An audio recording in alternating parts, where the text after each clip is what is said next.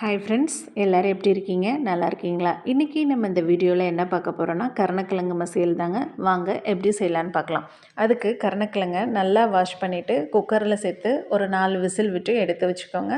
அதுக்கப்புறமா தோலை ரிமூவ் பண்ணிவிட்டு ஒரு பவுலில் சேர்த்து நல்லா இது மாதிரி மசிச்சுக்கோங்க.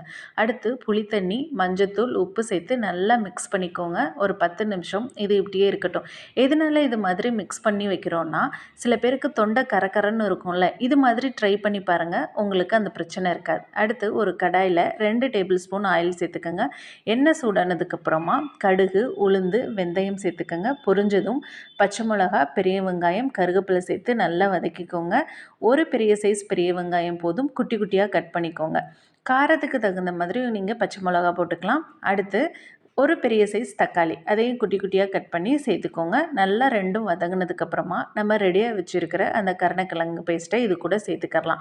நம்ம நிறையா தண்ணி ஊற்றணுன்னு அவசியம் இல்லை, ஏன்னா ஏற்கனவே கருணக்கிழங்கு வெந்ததுனால தண்ணி நிறையா சேர்க்க தேவையில்லைங்க.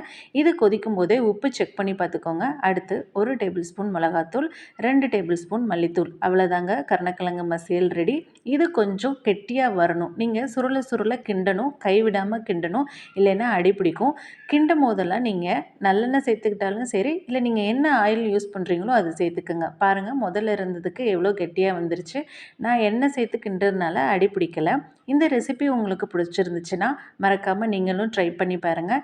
என்னோடய சேனலை சப்ஸ்கிரைப் பண்ணுங்கள், லைக் பண்ணுங்கள், கமெண்ட் பண்ணுங்கள், ஷேர் பண்ணுங்கள். நாளைக்கு உங்களை வேறொரு